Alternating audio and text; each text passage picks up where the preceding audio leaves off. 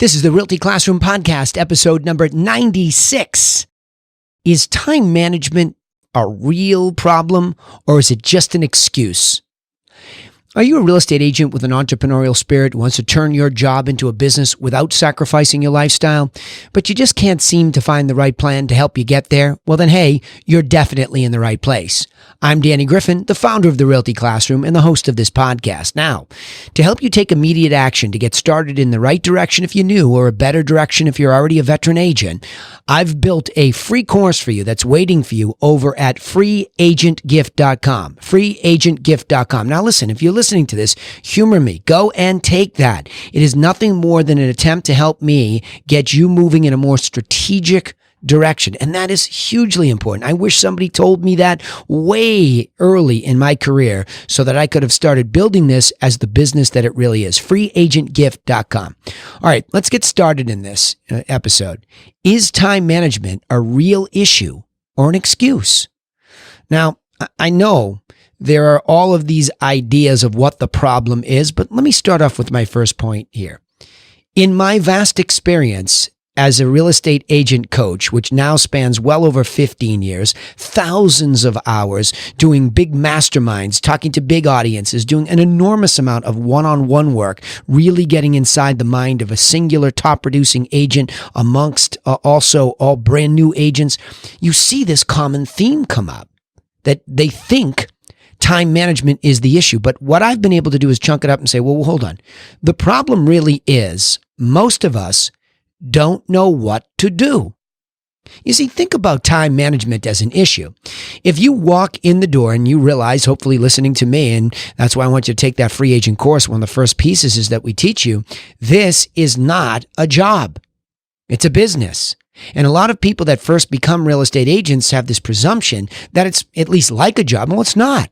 Number one, most of us don't get paid like an employee. We don't sign an employee contract and get a W-2, at least in the United States. That's what we call it here.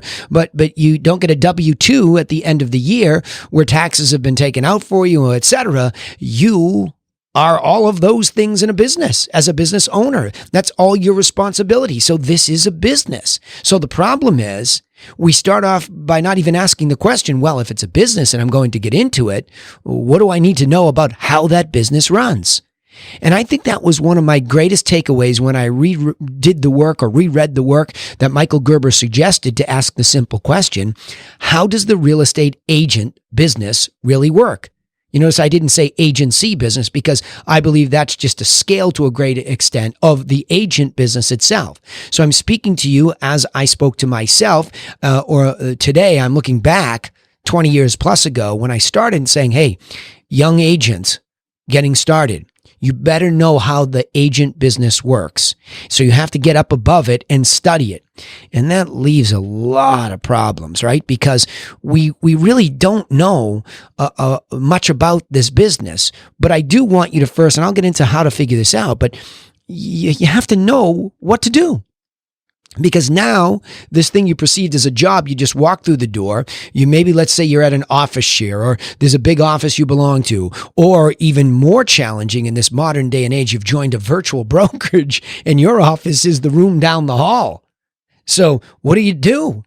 You come in every day, and where do you start? Now, there's the problem. Everybody has some sort of an idea of where to start, most of which has nothing to do with advice saying this might be one piece of an overall strategy. So, for example, somebody just starts door knocking. Somebody just starts running social media posts. Somebody starts calling. Those are all techniques and tactics that become part of a greater whole, but you have to learn what to do. And my endeavor here is to say, I can help you get up above it. In fact, I will give you the what to do in a framework at least. How to do it is a long process of teaching and coaching, etc. But if you get up above it and you understand what I'm saying is that, number one, you have to have a strategic vision about what you want.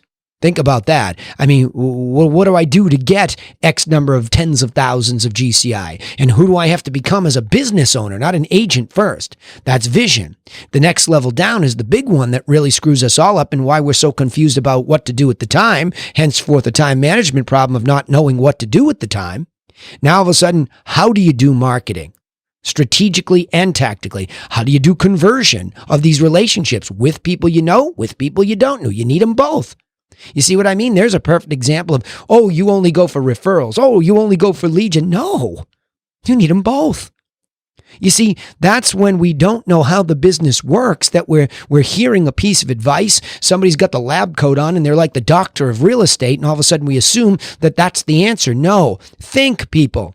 The idea here at the Realty Classroom and this podcast in particular is to make you think, how does the business in its entirety work? Ask a lot of people, okay? The next problem, however, and I'm going to get into that in detail. It's some kind of hedging, and I want to get these two problems on the table. One, we don't know what to do. Fact. Next, the next problem.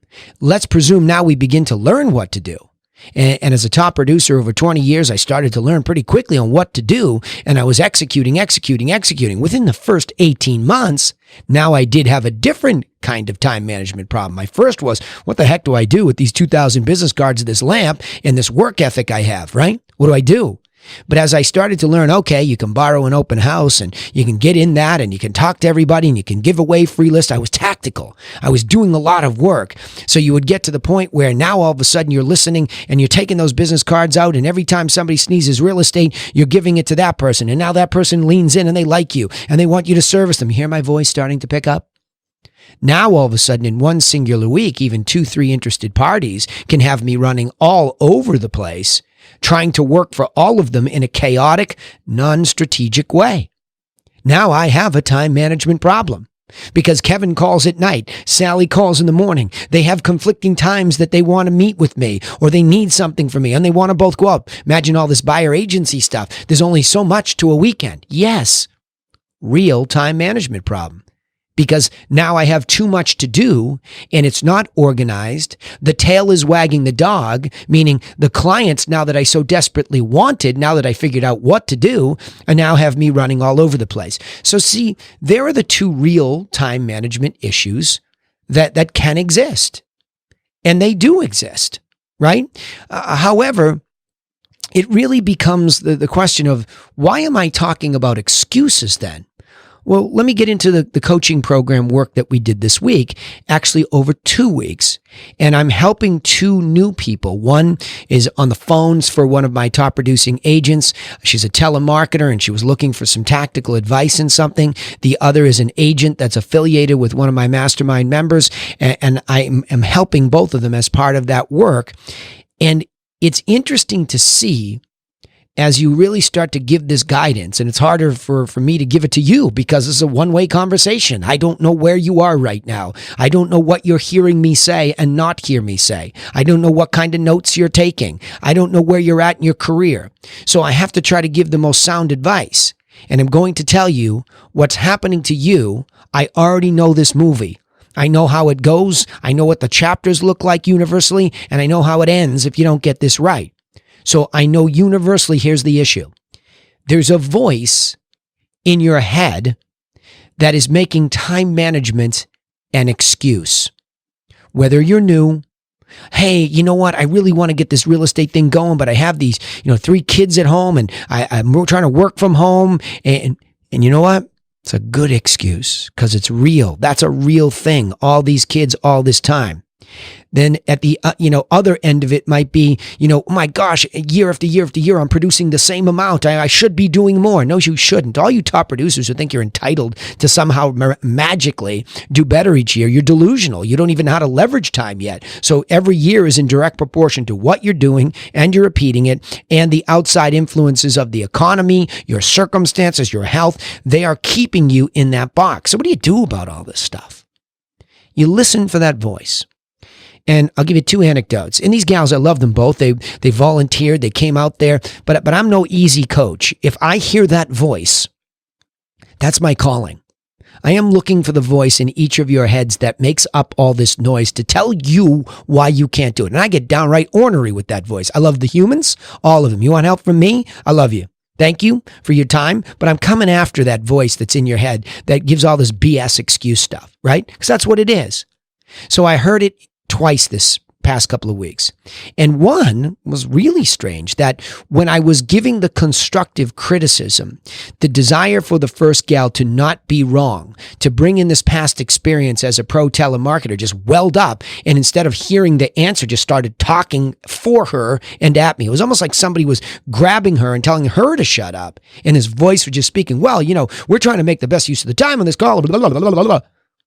I said, whoa, stop. Just stop talking. It sounds rude when you do it, and especially if you go watch some of these sales training calls I give away on Fridays. It's because I want you to hear what's real. This is what's real. When you get into it with somebody and you're saying, stop talking for a second, because I can't give you can do whatever you want with my guidance. You can throw it right in the circular file called the trash can right next to you anytime you want. But do me a favor, let it at least whip through one ear and out the next, so something gets caught in there sooner or later, whether it's by me or somebody else. Stop being so noisy in your head. It's a problem. The head stuff is one of my specialties. My coaching clients, mastermind members will tell you that's one of my specialties, because tactically, I love to teach that because I think it's simple. I think I can teach a newbie, an OB, whatever you are. I can teach you some tactics because I've made so many discoveries I wish I had along the way, but it's almost like every week I learn, and I want to get it to you, but I got to fight this giant noise inside your head. And so these excuses are exactly the voice of the demon in your head, the gremlin. But I can't do it. I have so much time. I'm already staying up. And the second gal, by the way, instead of just making noise over the answer, trying to just get me away, the other one said, well, I guess I'll just have to stay up till midnight. And it's like, no, see, there's your misunderstanding about time. Both of them. It's just your misunderstanding about time. That voice it's actually called a cognitive distortion, right? When you look into therapy, there are all these things you learn about cognitive distortions. And as a coach, it's necessary that I've been exposed to it so I can hear it in somebody. This is no different from therapy when you're trying to coach somebody in a business, because they bring in all of this stuff. I'm not really interested in why we all have stuff. Go to your therapist for that. But I will tell you that when you over-exaggerate, it's all or nothing. Well, I guess I can't do this business anymore because I'll never have the time. You've said that stuff to yourself either overtly or introvertedly. Inside your head, you're thinking this. But the truth is, why are there some people that are masters at leveraging time? I'll make an argument they're better students of how to do that, and then how to do it in the context of whatever their pursuit is. In our case, it's real estate agent business. So that leads me to the next point, that I feel for you. And I'm trying to be as loud a voice as I can in this massive internet ocean where everybody is trying to get you a solution. And I'm simply trying to walk away with, will you just think about the business in its entirety as a strategy, as a strategic approach that's necessary before you go buy somebody's tactical advice, right? Please. If I do nothing else, I don't need to sell you anything. This is my give back, and that helps me fulfill my motto of being a person for others. So I don't have a dog in this hunt. Please listen to me say this. Find the truth about the real estate business and its basics. How does it work basically? And that's pretty dang simple. The whole industry is run off of listings, so you need to figure out how to get them. God bless all you buyer agents, but now you're letting the tail wag the dog because you have to wait for other people to go get the listings, to go into MLS and do it. I recommend that everybody thinks about the acquisition of a listing, also known as a seller, and how to get in conversations about them and how to offer them a unique guidance through a universal process. It's just not rocket science. I give you a lot of that guidance in the free course. I get you started. But if you don't see it that way, you're just going to get sucked up in some tactical thing. Oh, I bought this website, last week and, it's getting 60 leads. Great. What does that have to do with an overall strategy about how the business works? You found one thing that might work, and it probably won't if you don't know how to convert those leads. You don't know what to say. You don't know what to offer. You see, there's a lot about it. So become a student of this business. Find the truth. And that means you have to become obsessed about pursuing the truth. Listen to a lot of podcasts, read as many books, but observe more importantly than anything else. You know who really can teach you the best, better than I could ever, about how this business works? The consumer. You start talking to a buyer, and you see how they want to go through the process. I'm not, again, my favorite saying here lately is don't let the tail wag the dog, but listen to the buyer. What do they want? What do they expect? How does that align to the reality of the process? Talk to them about alignment. Okay, look I hear you. I know what you want. Let me show you some of the things I've learned that you have to go through here. And you start to align what they want with what they need from you. And it starts to come together into a truth. It's just a truth. Because if you were successful and you got to the end of the transaction, it's the truth. There's no denying it. So the more real transactions we can observe, then get up above it, look at multiple transactions at a real estate agency. How do all the agents do it? Are they all doing something similar? Are they doing something different? Is the top producer unique in some way? You become a student seeking the truth. And the truth will reveal itself. Take your notes down, chunk it up, and use my dang free, a course, which has an infographic printout. Start to put truths in there. You learn about marketing. There's what he's talking about. I see that strategic marketing thing repeating itself with top producers. Write it down. Conversion. I see that the best people that convert stay in touch with people over a long period of time. I see the people that have an enormous referral business have done a good job of staying in contact with their past clients. These are just truths. But if you can string it together in one long business formula, really not even long, I've chunked it up into 4 modules. Marketing, conversion, closing, and past client. If you can see at least those big chapters and fill in your own truths in there, you're beginning to get organized with what? A time management system. If you are not strategically spending some time focused on marketing and how that affects you getting sellers and buyers, if you are not spending some time on how to bring those people from lead to prospect to client, if you are not spending some time on how to close with care, cross the T's, dot the I's, and birth them into finally your past client family, then you're not spending enough time studying. But if you do, come on, y'all, there is no rocket science to understanding the truth about the basics of the real estate business. Now, the next solution beyond finding the truth is once you start to do these things, you do need to find people who are willing to allow you to guide them through the process, sellers, buyers, because execution becomes everything. While you're executing, by the way, my best recommendation is to do it consciously. Take notes with you. What's happening in the transaction that you're in right now? Don't go through it and then try to look back. It's like, the whole idea of a diary. Get it out of your head, through your arm, and onto paper. Hey, I think Griffin tells me like I'm in this kind of lead to prospect phase. What's going on? What am I saying that's working? What's the truth about my buyer at this moment in time? So you're taking it out and you're becoming a student in real time. So like Gerber says, not only you're working inside of a transaction, showing the properties, listing the properties, but you're actually working on it by getting up above it and saying, well, what the heck is happening? It's like being, in that case, the bipolar manager is looking down at the bipolar technician and taking notes as a manager. You have to split your personality. And then lastly, you're saying, is this the type of business that I want to be the visionary? There's your tripolar viewpoint, right? So you're executing and you're refining. Now, do you know who makes the best use of time? Go study other businesses. I don't exactly know the pronunciation because I've heard it several times, but I'm a huge fan of the Japanese process of Kaizen. And Kaizen is the theory that slowly and steadily over time, as they execute in this Japanese business philosophy, they refine and they leverage time more and more. So all you top producers that are stuck, and by the way, I know top producing teams that are stuck in this $5 to $6 million bracket and they can't seem to get out of it because that team model runs out. There, it's hard to produce more appointments for the buyer agents or the listing specialists.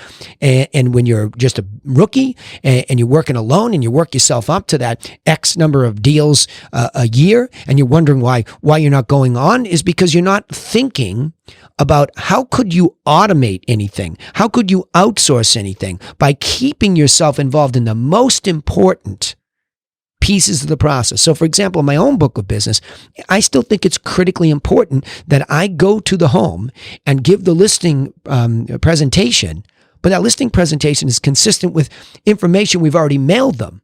The telemarketer's already spoken to them. The seller qualifying questionnaire has already asked questions, so that by the time I arrive, the conversation is leveraged. I don't need to spend 2 hours anymore.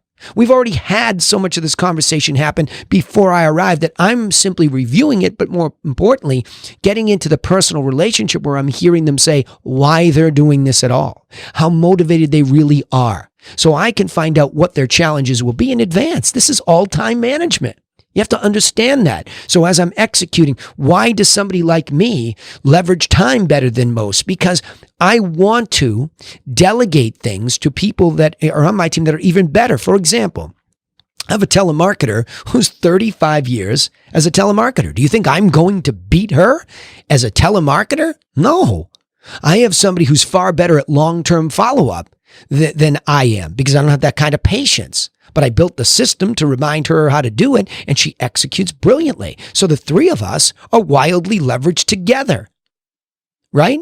So you can leverage people, but all three of us leverage systems. We memorialize better processes, and we constantly work on it every week. So that's a big solution here. But let me go to the bonus section for all of you, okay?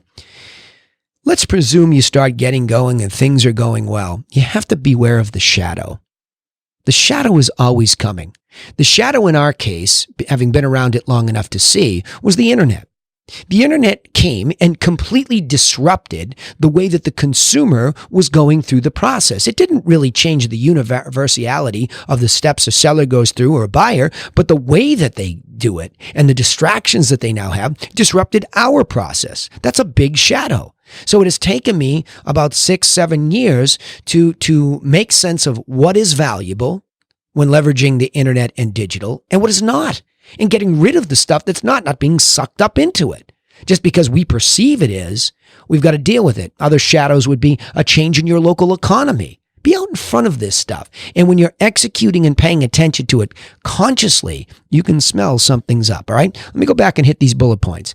The idea is time management a real issue or an excuse? Well, of course it's a real issue. When the problem starts off with most real estate agents don't really know what to do to run it as an entirety of a business. They have some aspects of the job down, but they don't know how to run it as a miniature business, even if it's inside of a brokerage. Next is then when that starts to work and you figure that out, you do have too much to do because you're doing it all over the place without a linear strategic approach.